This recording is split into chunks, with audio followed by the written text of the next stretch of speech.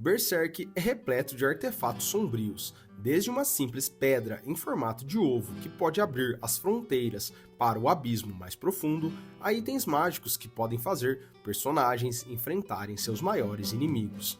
Dentre esses artefatos, um que nos chama a atenção é a Espada da Ressonância, que nos foi apresentada quando o Cavaleiro Caveira entra no domínio de Qliphoth para ajudar Guts a sair vivo dessa situação, e no momento que Guts crava sua espada em Slan, o reino astral entra em colapso e vemos um dos painéis mais incríveis de Berserk nascer. O Cavaleiro Caveira engole sua espada convencional e puxa ela novamente em volta de Berrelites e mostra o real poder de sua espada. Esta peça de aniquilação astral revestida de Berrelites pode rasgar o próprio espaço com um único golpe, e embora seus poderes sejam impressionantes, você não pode simplesmente usá-la em uma batalha de qualquer jeito. A Espada da Ressonância é talvez o artefato mágico mais poderoso em Berserk até o momento, e como tudo mais na série, há uma razão para isso. Mas qual é exatamente essa razão?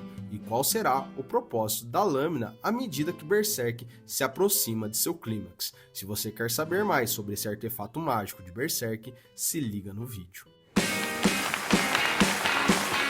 Fala galera, Léo Bertolucci aqui, espero que vocês estejam muito bem, e hoje trazendo um vídeo sobre o artefato mágico mais forte até então nos apresentado na obra, a Espada da Ressonância. E se você é assim como eu, fã de mangás e animes, já aproveita esse momento para se inscrever no canal, ativar as notificações e deixar um like e bora pro vídeo. Em sua forma regular, é uma monstruosidade de autoridade, embora sua eficácia contra criaturas astrais seja inegável. A espada do Cavaleiro Caveira e seu poder de corte. Em outro vídeo sobre a armadura do Cavaleiro Caveira, que está no card para você depois ir assistir, falo sobre a importância da armadura e sua relação com sua própria existência.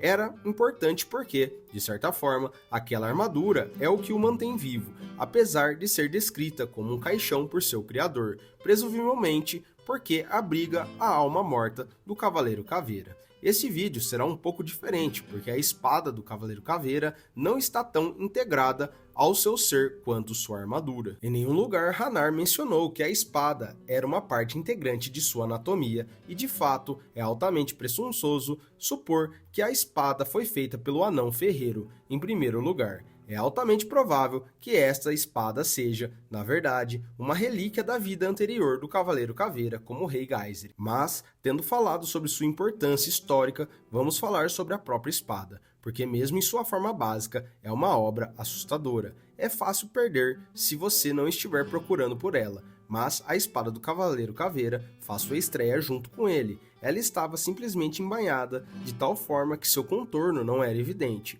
A primeira vez que o vemos sacar a lâmina é no capítulo 52, quando ele aparece do nada, como faz para salvar Rickard de um ataque de apóstolo não provocado. Como ele faz quando os apóstolos não atendem ao seu primeiro aviso, ele saca sua lâmina e você pode ver imediatamente que é bem diferente de qualquer espada comum. Em vez de afinar para formar uma ponta ou ter uma lâmina larga, como a Dragon Slayer, a ponta da espada do Cavaleiro Caveira tem a forma de uma enorme ponta de flecha, algo como as espadas do Império Romano. Sua guarda cruzada a faz parecer uma tianova espinhosa, com bordas pontiagudas saindo da base da espada até onde sua guarda cruzada termina. Uma lâmina tão desproporcional seria geralmente difícil de manusear, especialmente contra monstros como apóstolos, mas, de alguma forma, o Cavaleiro Caveira a faz funcionar com grande efeito. Seu primeiro ato em cena com sua espada espinhosa é cortar o braço de Nosferatu Zod sem esforço.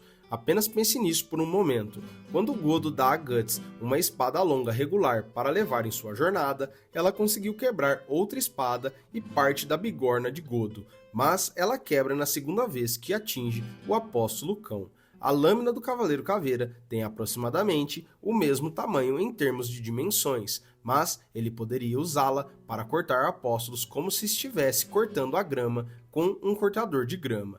Ele apareceu no eclipse, deu uma estocada em Void, evitou a deflexão e então limpou o campo antes de escapar com Guts e casca a reboque.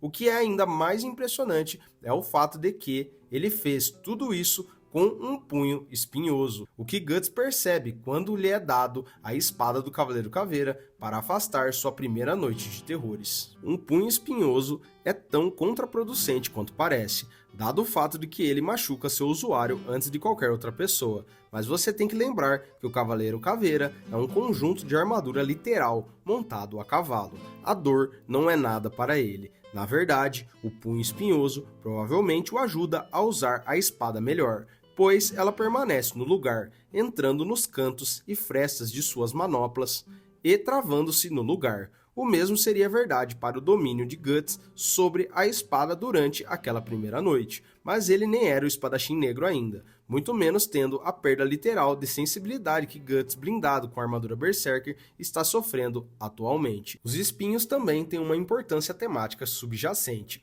porque se você viu o vídeo sobre a armadura do Cavaleiro Caveira, o que você deveria fazer se ainda não o fez, você saberá que rosas e espinhos são uma parte importante de sua caracterização e design de personagem. O escudo do Cavaleiro Caveira é adornado com uma rosa coroada de espinhos, e agora aprendemos que sua espada também tem uma coisa de espinhos. É uma confirmação adicional de que esta é uma relíquia do passado de Gaisric, por causa do papel mágico estabelecido que os espinhos e videiras desempenham em Berserk. A primeira arma que Farnese aprende a manipular com sua magia são as vinhas abençoadas que ela recebe de sua mestre Shirk, que por sua vez era uma discípula de Flora, amiga do Cavaleiro Caveira. Não acho que seja uma coincidência que os espinhos sejam um motivo visual tão importante no design do personagem do Cavaleiro Caveira. Então faz sentido que sua espada também continue a tendência. E quando você considera o fato de que levou a Dragon Slayer de Guts para começar a caçar apóstolos, quando o Cavaleiro Caveira o faz há um milênio com essa espada que se parece estranhamente com a que ele usou no Apóstolo Cão, você começa a ter uma nova apreciação pelo poder de corte da espada do Cavaleiro Caveira. Sua lâmina está no mesmo nível da Dragon Slayer em termos de poder, mas sua manobralidade é aproximadamente a mesma do sabre que Griffith carrega consigo para todos os lugares, ou seja, extremamente ágil nas mãos de um guerreiro habilidoso. É uma máquina de morte imparável, que é exatamente porque pensamos no Cavaleiro Caveira como uma máquina de morte imparável. No entanto, por mais desconcertante que possa parecer para você acreditar, tudo isso empalidece em comparação com o que acontece quando o Cavaleiro Caveira engole sua espada. E não quero dizer isso com nenhuma insinuação, quero dizer literalmente, porque o Cavaleiro Caveira come berrelites, para matar a mão de Deus, é claro, como a espada da ressonância do Cavaleiro Caveira respondeu a um dos maiores mini-mistérios de Berserk. Se você fosse um fã de Berserk lendo o mangá semanalmente em 1998, provavelmente teria se perguntado a pergunta que estamos prestes a lhe fazer. Por que diabos o Cavaleiro Caveira continua comendo berrelites? A primeira vez que o vemos realizar esse comportamento estranho foi no capítulo 118, depois que Guts derrota Rosine e deixa parte do Vale Nebuloso em ruínas. O Cavaleiro Caveira chega logo atrás dele. Ele observa que parece que o fogo do inferno queimou a terra, mas ele está bem ciente de que foi Guts quem fez isso. Ele pensa consigo mesmo que a má sorte ainda não abandonou o lutador. A destruição e os corpos mortos à sua frente eram a prova disso, mas ele se perguntava quanto tempo Guts, como nada mais do que um homem, poderia continuar em seu caminho problemático. Seus pensamentos foram interrompidos por algo que ele notou escondido dentro da base de um toco de árvore. Ele estende a mão e de lá sai um berrelite, o berrelite de Rosine, para ser preciso. O Cavaleiro Caveira então faz algo totalmente inesperado por nós. Nunca o vimos comer ou beber, mas, como sabemos desde o início, ele é um morto-vivo de alguma forma. Mas ver o Cavaleiro Caveira engolir um berrelite como se estivesse comendo um ovo cozido inteiro foi apenas uma daquelas coisas que se tornam engraçadas sem querer. Essa pergunta surgiria novamente durante o arco da convicção, onde o Cavaleiro Caveira, mais uma vez, ingere o berrelite, desta vez o que presumivelmente pertence ao ovo do mundo perfeito. Novamente, nenhum contexto é fornecido para suas ações, que ocorrem no meio da cerimônia de encarnação, nada menos o que só aumenta a intriga. Porque ele estava comendo berrelites, ele estava recebendo algum tipo de poder estranho deles, eles estavam sendo trancados em seu intestino morto-vivo para que ninguém mais os encontrasse. Bem, acontece que a resposta para todas essas perguntas é sim e não. Veja, o Cavaleiro Caveira ingerindo berrelites parece estranho à primeira vista, mas quando você considera o fato de que cada movimento desse cara é planejado, você começa a perceber que talvez ele tenha um plano afinal. Quando você o vê fazer isso uma segunda vez, a ideia só se torna mais forte, e 5 anos depois, eis que suas suspeitas valeram a pena de maneira mais recompensadora possível. Ainda estou me referindo àqueles de vocês que leram o capítulo 118 em 1998, porque a explicação de por que o Cavaleiro Caveira come berrelites vem no capítulo 221, que foi lançado em 2003, 5 anos inteiros depois que o vimos fazer isso pela primeira vez. Quando Guts entrou em Qliphoth, ele estava procurando salvar Farnese e Casca de uma gangue de Trolls. A última coisa que ele esperava fazer era enfrentar uma Slann parcialmente manifestada, mas foi exatamente isso que ele viu se fazendo. A besta interior de Guts acolheu o desafio de uma luta física com um membro da mão de Deus, mas seu próprio corpo físico não era capaz de suportar as quantidades desumanas de dor que cada movimento de Slann estava causando. O corte que ela lhe dá no peito enquanto tirava sua armadura para deixá-lo indefeso é um cujas cicatrizes permanecem proeminentes na carne de Guts até hoje, e ela basicamente o vence até que o Cavaleiro Caveira comece a interferir. O espectro errante aparece do nada mais uma vez e começa a limpar a casa enquanto fala mal de Slann em sua cara, ou melhor, em seu útero, porque era assim que ela chamava Qliphoth repetidamente. A guerra do Cavaleiro Caveira com os filhos de Slann a distrai tempo suficiente para Guts disparar um tiro de canhão a queima-roupa, mas apesar de abrir um buraco nela, isso só consegue excitar Slann. O Cavaleiro Caveira então incita Guts a atravessá-la com sua Dragon Slayer, e ele o faz, mas isso acaba fazendo com que o domínio que ela havia trazido consigo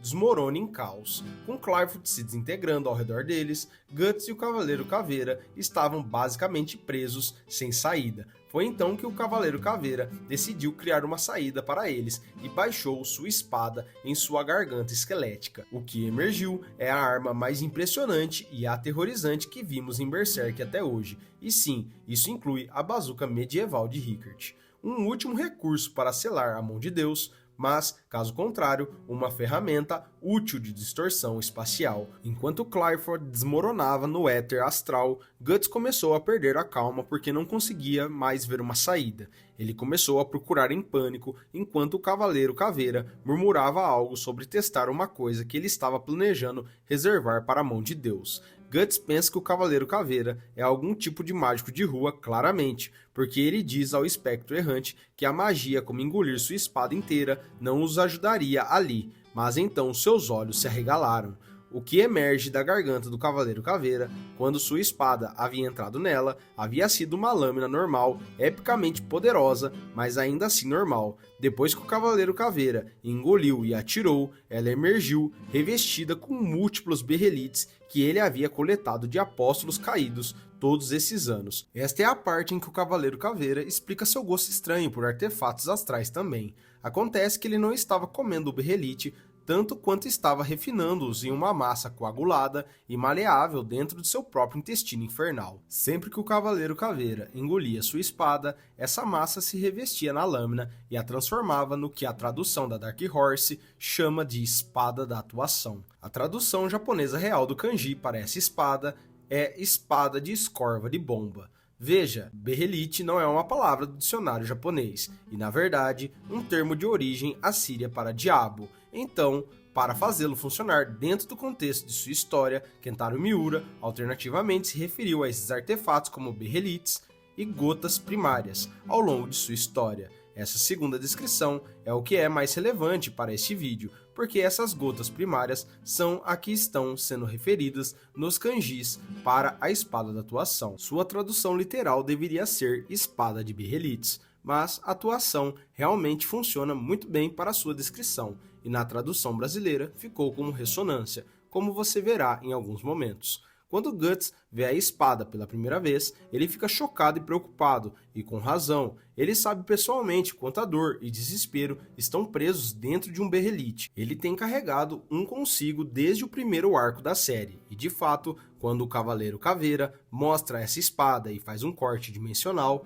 para que ele e Guts saiam do inferno causado por Slan. Logo em seguida, o mesmo some para ir ajudar Flora em seus últimos momentos. E aí, pessoal, gostaram desse vídeo? Sabiam tudo isso sobre a Espada da Ressonância? Compartilhe o vídeo com aquele amigo seu que gosta de Berserk. E se você ainda não é inscrito no canal, aproveite esse momento para se inscrever, deixe um like e assistir mais conteúdos de Berserk. Tem muita coisa legal aqui no canal. Obrigado por assistir e até o próximo vídeo.